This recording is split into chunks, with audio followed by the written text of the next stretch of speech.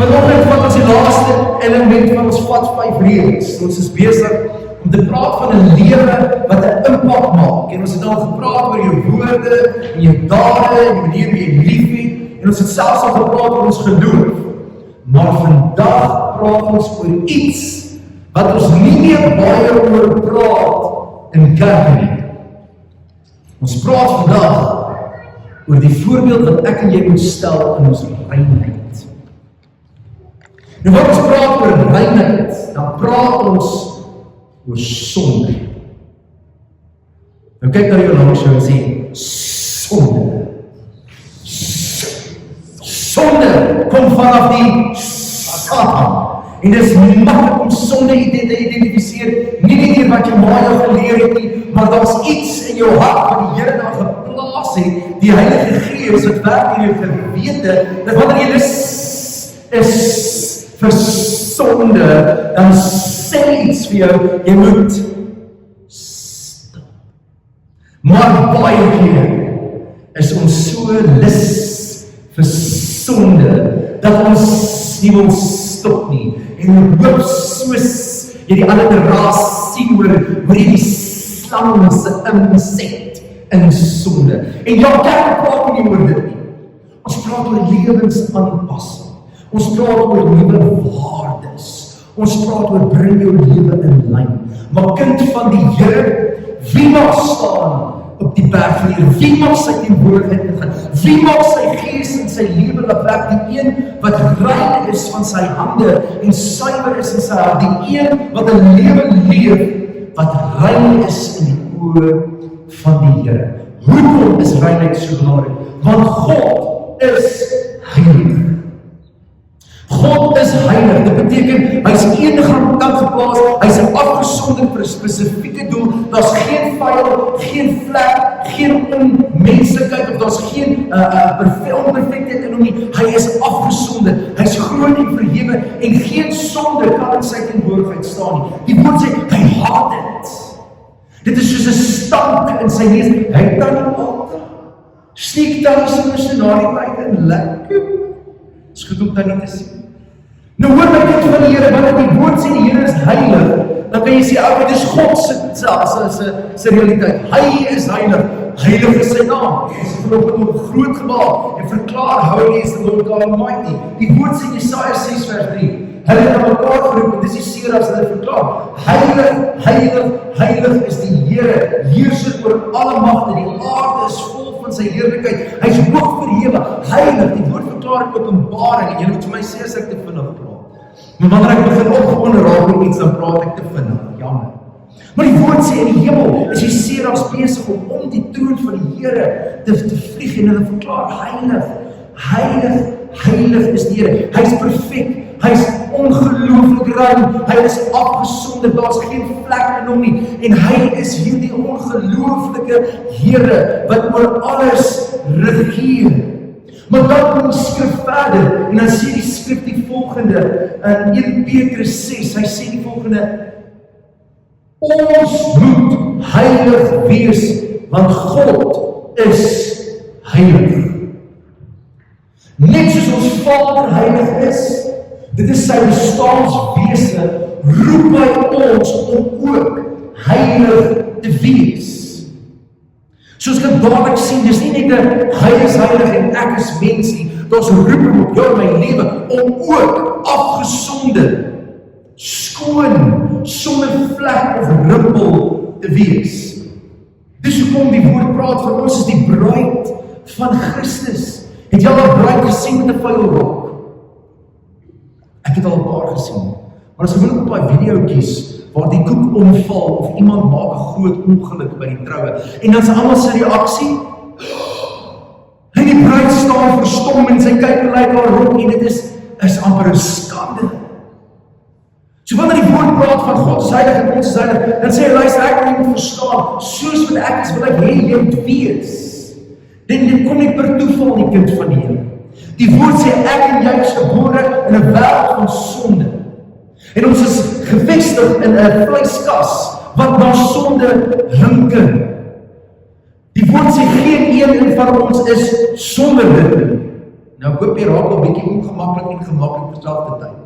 As jy gedink het jy is perfek, wil ek vir jou sê, jy is ver van dit af. En as jy gedink het jy is onperfek, skus, ek gaan vanoggend vir jou sê, dit is maar so. En ek is nie enigstens 'n uitsondering, ons is mens. Maar die woord sê, dat ons moet soos God heilig wees. Daai Romeine skrif sê eintlik die volle van dit. 1 Petrus 1 vers 13 tot 16 sê, daarom, om God die lengte van julle verstand en deur nugter op te tree, hoop volkome op die genade wat tydens die openbaring van Jesus Christus vir julle gebring sal word.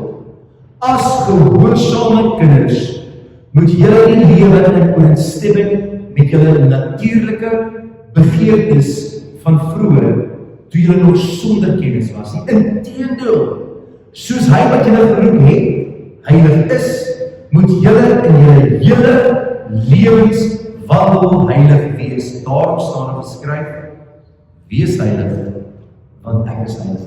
Hier trek Petrus in sy brief die vergelyking oor my lewenswyse, my natuurlike begeertes en die roeping tot heiligmaking van heilig wees wat God op ons lewens plaas.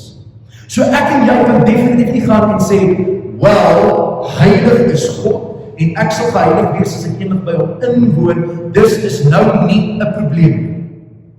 Die woord sê vir ons hierso, dat om heilig te wees soos dat God heilig is, moet ek en jy met selfbeheersing kyk na ons lewens en ag slaan op ons natuurlike begeerlikhede.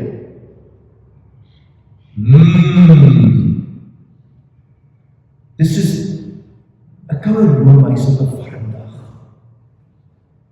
Nog voordat jy hom uithaal, proe jy hom in die mond,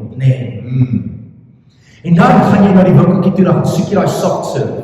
Dan maak jy hom so, en dan ruik jy daai soet suikerroomys. En dan begin jy mos vra eers lekker, dis soos is eerlik. En dan as jy soos ek is, dan vat jy 'n tweede hap. En as jy nou gretig soos ek is, dan hap jy hom klaar tot by die koud is en dan die res moet jy nou maar net wegkou. Maar dit is wat ons sondige natuur doen. Ons dink daaroor, ons bedink dit, ons sien dit al, ons proe dit al, dit begin ons hele wese, begin dit in ons inmaak, en dan gaan ons oor tot 'n aksie, en dan moet ons naby aan dit, en ons begin aan ons wag, ons moenie, wag, kyk hier so, en dan begin ons bietjie daarmee, en dan raak ons lekker, en dan raak ons meer, en nadat kan jy nie omgee, jy sien eet jy jou roomys nie. Inteendeel, dit sit al op jou neus, want jy gee nie om ons gaan beskoon. En is baie keer in ons lewens met sonde presies dieselfde. Nou hoekom praat ons oor sonde? Kind van die Here wat draai wat? In vandag se tyd leef ons in 'n era waar die wêreld dit wat verkeerd is, reg noem en dit wat reg is, verkeerd noem. Soos kinders van die Here selfs is die mekaar. Ons weet nie meer wat is reg en verkeerd nie. Want die wêreld wil hierdie boodskap en sy idee van wat reg is op ons neersit en sê man, menseregte, eie regte, liggaamsregte, niemand kan vir jou sê wat reg en verkeerd nie. Jy besluit self. Ek wil vir jou sê, dis onskriftuurlik om te sê, ek kies wat is reg en wat is verkeerd. Want as die mens moet kies wat hom reg is, dan gaan hy altyd kies in die rigting van wat sy vlees na hom kyk. As jy mag saam bly, dis nog nie getrou, jy mag saam bly. Saam bly is definitief nie die probleem nie, my kind. Maar wanneer jy met die persoon saam bly, gaan jy begin saam hinker, is dit nie so nie. En die saamhinker gaan kom tot op 'n punt waar jy voor die huwelik verkeer, dit wat in die huwelik reg moet gebeur, en dan sit jy met die gebakte peer in 9 maande. Want ons soek daai toestemming om te kan doen wat ons wil doen, sonder om dit oortree. As jy met jeug werk, vra vir Elise, sy het baie jare met jeug gewerk, en ek dink aan, jy kan met selfs met baie praat, jong, hulle soek die grys areas. Hulle soek daai, dis nie 'n ja nie, dis nie 'n nee nie, dis 'n miskien. En die probleem is, ons ontgroei dit nie.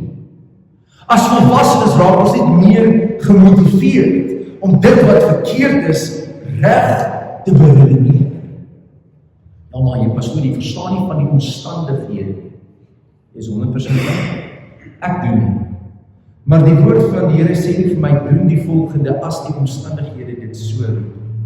Die woord van die Here sê vir my, die is reg, die is verkeerd. Waak jy teen, vlug hiervan af, moenie die volgende doen nie, en dan het ek en jy nie die keuse nie. Here weet beter.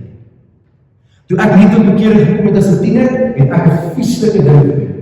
Wie van julle het al ooit Levitikus gelees? Het jy al ooit die moeite gedoen om Levitikus te lees? Levitikus is al die nuwe wette wat bygekom het om die volk te help om die 10 gebooie te probeer gehoorsaam. En daar verklaar dat alles wat rein en alles wat onrein is, en hoe lank dit rein en onrein is, en hoe reinig jy van die rein en die onreinheid, en as jy dit het en dat het, hoe ver moet jy van almal af bly. Ek lees daai boek as 'n tiener en ek gaan, die liewe Vader moet my help. Want alles is onrein en alles is verkeerd en ek moet vir ewig van almal wegbly as ek enigiets anders gedoen het. En jy raak bewus van die ongelooflike las van wat dit is om rein te lewe. Tog sê die Here vir ons, wees heilig en sy kerk is heilig. So daar is definitief 'n verwagting van die Here om te sê, sien jy wat is sonde, moet dit nie doen nie, as jy dit nie doen nie, dan word jy heilig, dan begin jy meer soos ek wees, dan begin jy meer soos ek klink, dan begin jy meer soos ek lief hê, dan begin jy meer soos ek praat, dan begin jy meer soos ek optree, soos moet vir mekaar vandag kan sê, as God van jou en my verwag om heilig te wees. En heilig word gekoppel aan reinheid in ons lewe, moet ons glo dat God maak ons in staat om dit te kan doen. Andersins is hy nie regverdige God nie. Dus is iemand wat 'n spoedgrens instel en niemand kan daarby bly nie, so hy gaan vir almal 'n kaartjie gee. En dis nie God nie, dis onregverdig. So ons verstaan dat daar is 'n skakel tussen ons heiligheid en ons gedrag. Ons keuses om te doen wat die Here vir ons sê, al dan nie. En Skrif sê, wees 'n voorbeeld in hoe jy leef wanneer dit kom by reinheid. Ek wonder,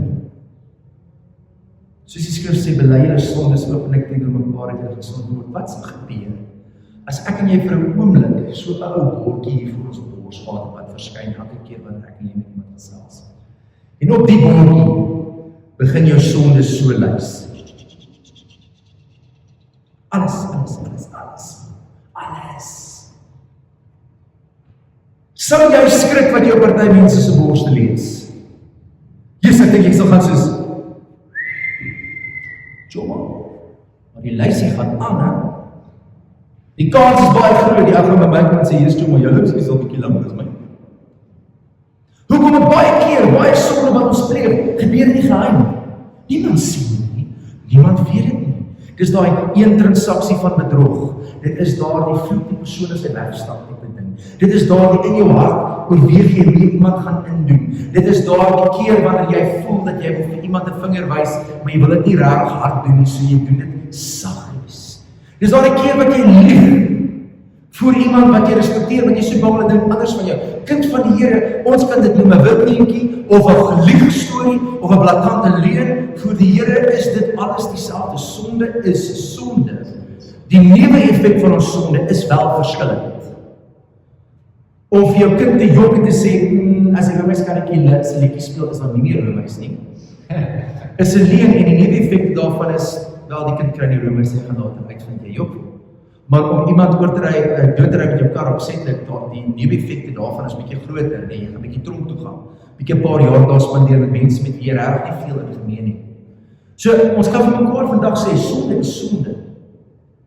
En dit beïnvloed ons reinheid. Want elke keer wanneer ek en jy sonde pleeg, dan word dit swart smeer op die lewe.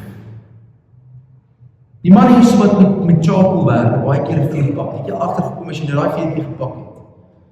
Voordat jy jouself kry, dan sit daai vuurtjie se charcoal so aan jou lyf. Jy weet nie hoekom dit daar nie, maar iewes skielik is jy vol charcoal. Dis wat dit doen. Dit sneer af. En vir party mense is dit sigbaar. Mans en vrouens in die huwelik, daar sekere sondes wat julle teenoor mekaar pleeg, dinge wat julle met mekaar nie eerlik is, en soms dinge wat julle doen, dit kom uit, die woord sê, alles wat in die duister is, gaan uitkom aan die lig. So ons moet besef, dat hierdie reinheid wat God op ons plaas, het 'n impak op ons verhoudings. En dit is belangrik, ek en jy, dien 'n lewende God, wat heilig is. Dan gaan ons verder, en hy sê ons in Hebreërs 9, Jesus het die prys vir ons betaal, om ons van ons sonde te reinig. En ek wil hê ons moet hierdie beeld eers net vasvat, voor ek oorgaan in die tweede deel.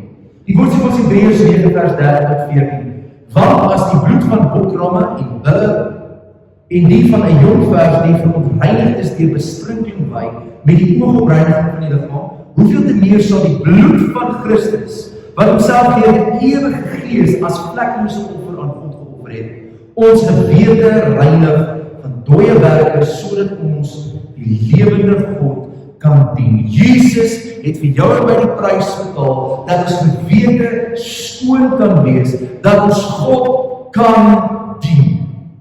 Nou toe Jesus en sy disippels sit aan tafel en Jesus gaan om hulle voete te was, toe kom een van sy disippels en sê, Here, moenie net my voete was dan alles vir my, en Here sê kom, dit is nie nodig om jou liggaam te was, as jy klaar gebad het, nie die voete. En dis wat daaglikse sondebelydenis deel van die gelowige se gewoontes word. Jy is klaar gereinig deur Christus. Hy het die prys betaal vir elke sonde wat jy ooit gedoen het, wat jy vandag doen, nou doen terwyl jy hier sit, jy weet. En wat jy nog gaan doen, maar daar's iets aan die belydenis van jou sonde daagliks aan die Here, wat maak dat ek en jy ons lewens inrig volgens wat die Here van ons vra. Ek was as kind so bang, ek mag dalk eendag sterf sonder dat ek kon bid die aand, Here vergewe my sondes. Maar net dan gaan ek dood en dan het ek nog onvergeefde sondes vir daai dag oor. Kind van die Here, jou hemelse realiteit van verlossing is klaar veilig. Jesus het dit aan die kruis betaal. Jou daaglikse belydenis van jou sonde is 'n verhouding ding. Net soveel so wat wanneer jou kind iets verkeerd doen, hom nie minder jou kind maak nie, maar die verhouding tussen jou en jou kind kry skade. Wanneer jou kind kom en jammer sê vir dit wat hy doen en hy erken sy fout, dan vergewe jy hom en die verhouding word gerestoreer. So wat ek vandag vir jou wil sê is, kind van die Here, twee goeders. Sonde is menslik, maar God gee ons die oorwinning oor die sonde.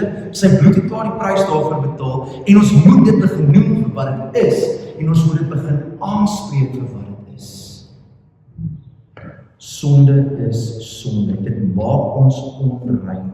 Dit breek af aan die heiligheid wat God ons na toe geroep het. Die woord sê vir ons verder in 1 Johannes 1 vers 15. Want as die dit is die boodskap wat ons van gehoor het en wat ons aan julle bekend gemaak het. God is lig en daar is geen duisternis in hom nie. As ons sê dat ons aan hom verbonde is en tog die duisternis leef, lieg ons en leef ons nie volgens die waarheid nie. Maar as ons in die lig leef, soos hy in die lig is ons aan mekaar verbonde en reinig die bloed van Jesus sy seun ons van elke sonde. As ons sê dat ons die sonde het nie, mislei ons onsself, en is die waarheid nie in ons nie. As ons sondes bely, is getrou en regverdig, en daarom sal ons sondes vergeef, en ons van alle kwaad reinig. As ons sê dat ons nie gesondig het nie, maak ons moet op leenaar, en is sy woord nie in ons nie. In ander woorde, kind van die Here, sonde is sonde. Dit is klaar voor betaal. Maar ek en jy kan nie gaan en sê, dit wat teen die Here se wil is nie sonde. Ons moet dit bely. Dit beteken ek en jy gaan begin kyk hoe ons loop, hoe ons wandel, wat se keuses ons maak, hoe ons optree, want kind van die Here, ek wil vir jou sê, die wêreld is besig om hierdie siekliese dinge in ons lewens in te bring. En ons dink nie eers na wat ons doen nie. Ons kyk nie meer na wat ons kyk nie. Ons luister nie na wat ons luister nie. En voordat ons kry, dan begin ons soos daai dinge lyk en ruik en klink en praat en optree. En dan is dit bietjie laat. In die verlede was die ouer geslag nie bang om vir jou te sê, wat jy mee besig is 'n sonde, hou op daarmee. Veral jou ma of jou ouma of jou oupa, hulle sal vinnig vir jou gesê, dis sonde. Stop daarmee. Wees heilig, want God is heilig. Ek roep jou tot reinheid. Maar partykeer is dit vir ons in vandag se tyd so maklik, want wie gaan vir my nou om aan te spreek? Wie gaan vir my om sê wat ek doen is verkeerd? Het jy onlangs met jou broer of jou suster of jou man of jou vrou gepraat en die woorde gebruik jy sê, ek hou nie van dit wat jy doen nie. Dis eintlik sonde wat jy aan is. Wie van julle gebruik ook die taal? Gebruik ons dit nog? Of wil dit so 'n bietjie agterweer geraak? gedrag en my heiligmaking is aan mekaar gekoppel. Die woord sê vir ons hierso in Hebreërs 12 vers 14 tot 16, hy sê, dat ons moet versigtig wees.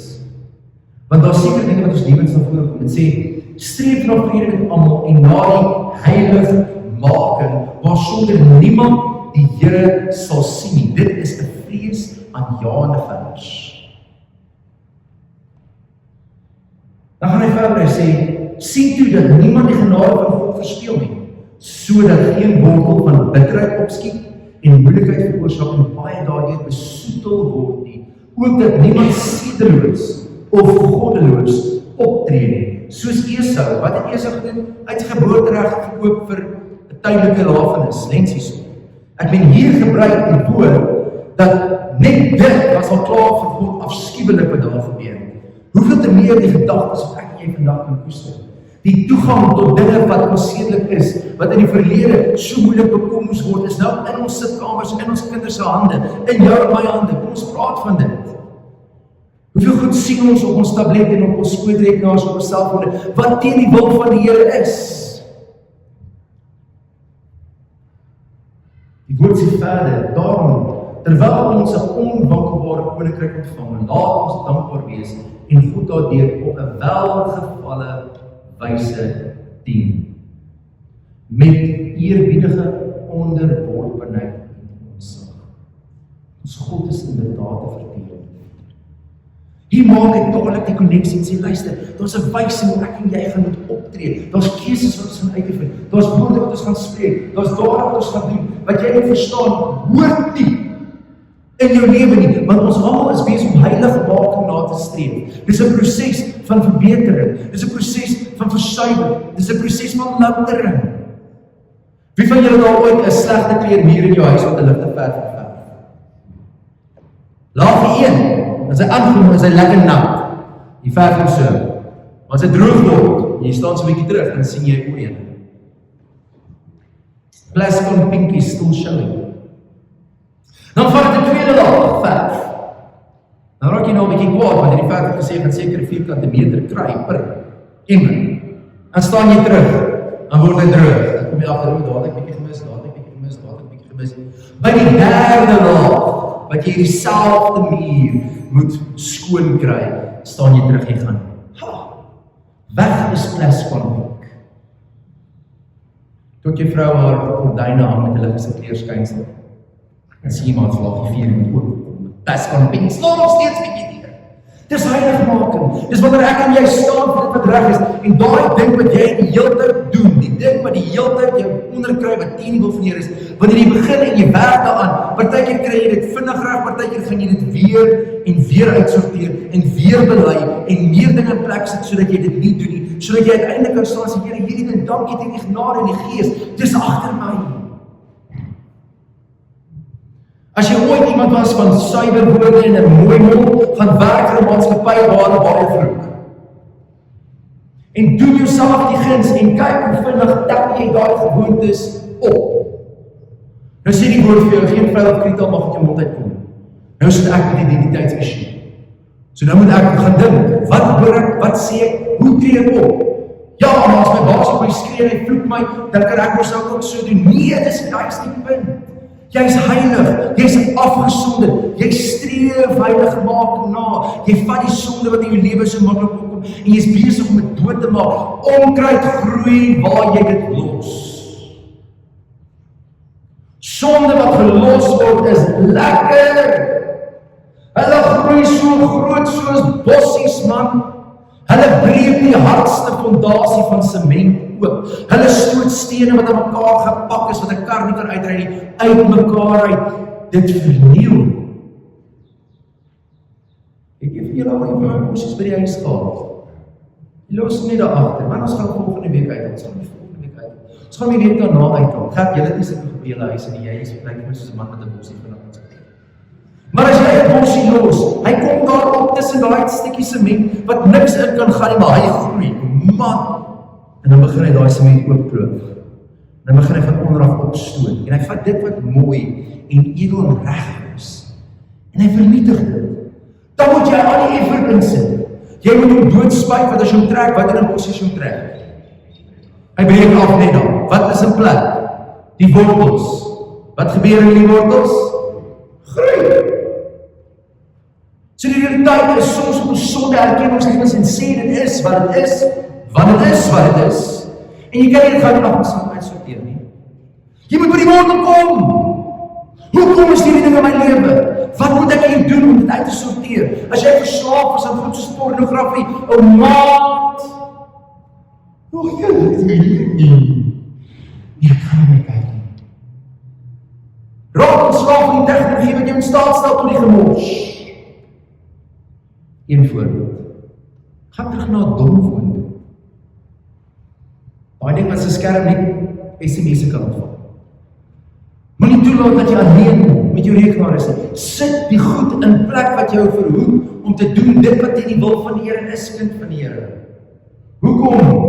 Want die verhouding en verantwoordelikheid wat ek dra teenoor my gedrag van sonde is, die Here sê, dis jou verantwoordelikheid. Niemand gaan jou vir jou rein maak nie. Niemand gaan namens jou sondes uitsorteer nie. Die Here wil dalk by omstandighede bring waar jy nie anders kan nie. As jy jou vrou nie liefhet nie en jy is besig om haar heeltyd negatief af te kraak, wat 'n sonde is, gaan die Here dalk jou waarskynlik toelaat dat jou huwelik op die rotse amper eindig, sodat jy wakker skrik. En dan moet jy al daai werk doen om dit te red waarvoor jy omgee. Hoor die woord hierso, en ek lees vir ons nou hierso sommer uit Romeine 6 van vers 12 tot 15. Hy sê die volgende: Laat die sonde nie langer oor julle sterflike liggame heers, om julle sy begeertes te laat gehoorsaam nie. Laat dit nie langer toe. Dit praat van verantwoordelikheid. Dit praat van om te sien, dis wat aan die gang is, en te sê, nie meer nie. Dit stop. Dis verby. Pas daarmee dit. Ek het julle gesê, dis 'n hardste grond wat ons proef van. Hoekom? Want vir die Here is jou heiligheid baie belangrik.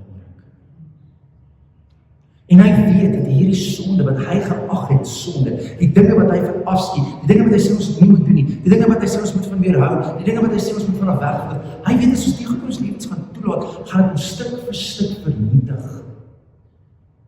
En Jesus het nie aan die kruis gesterf om ons die oorwinning oor sonde te gee nie, om sy gees in ons te plaas, sodat ons selfbeheersing kan hê, sodat ons dit kan omdraai en sê, wel, ek kan niks omtrent dit doen nie. Die Here het ons alles gegee wat nodig is, sodat hy sy woord kan verklaar, laat dit nie meer toe. Hou op die duiwel plek gee. In die kinderkerk het ons altyd 'n liedjie gesing. Jy ken wat dit is. Jy moes so gestaan het, dan moes jy onder begin het. Dan gaan jy trek hulle uit. Gooi hulle weg.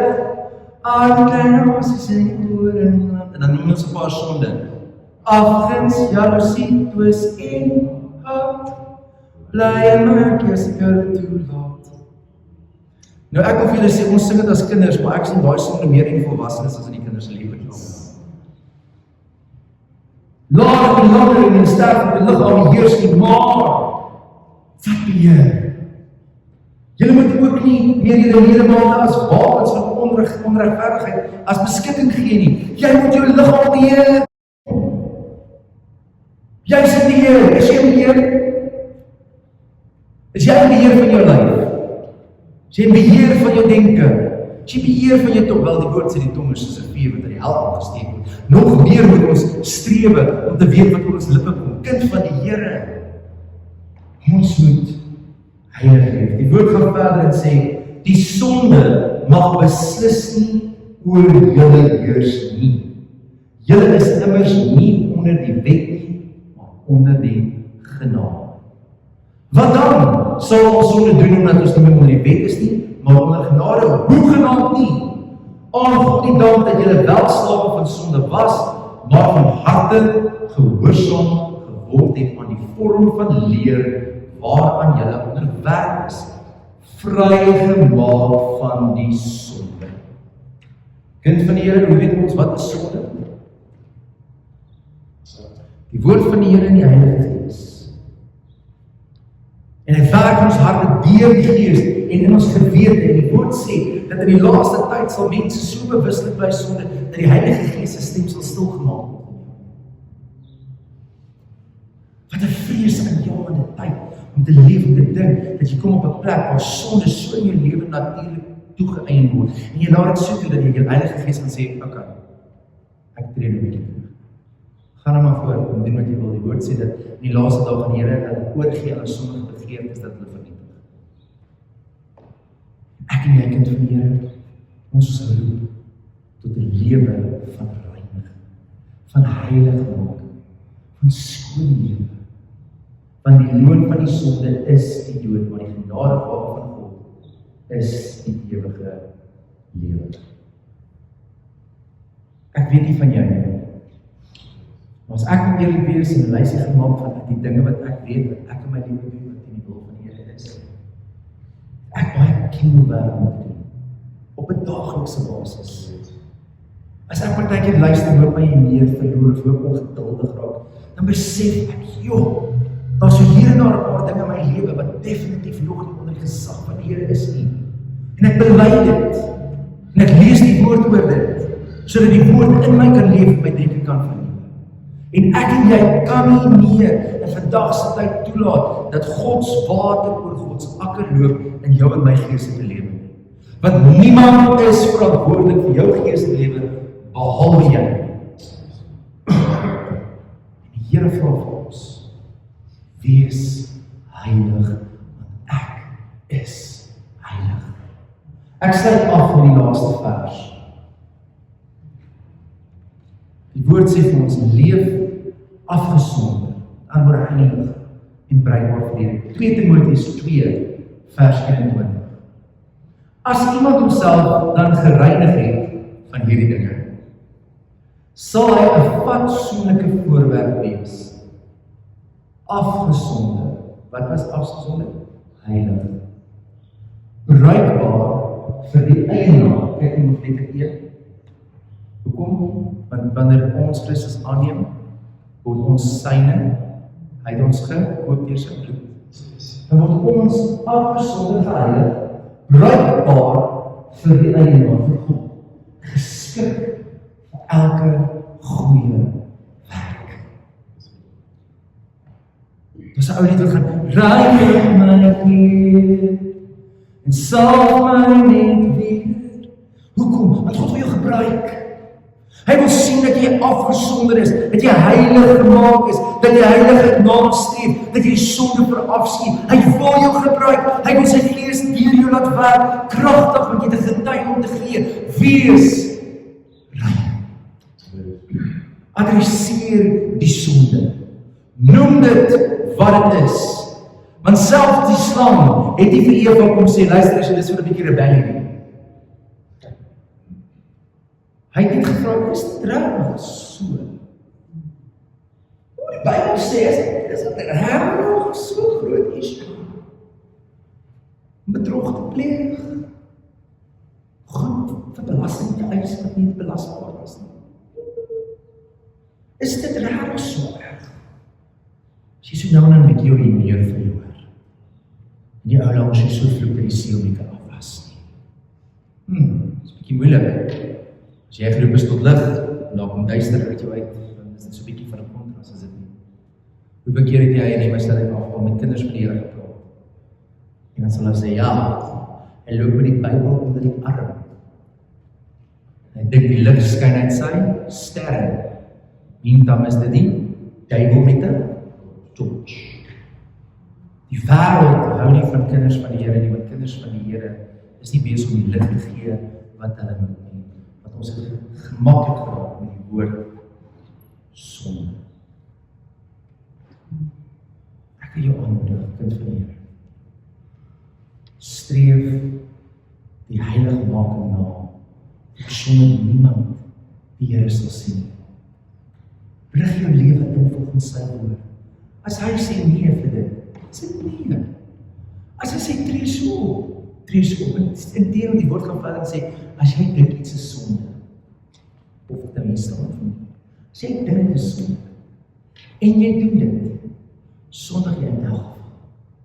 Hoekom? Want jy het eintlik gedink dit is verkeerd en jy kies om dit reg God te doen. So kom ons streef die heilige maak. Kom ons wees afgesonder en bruikbaar vir die Here. Amen.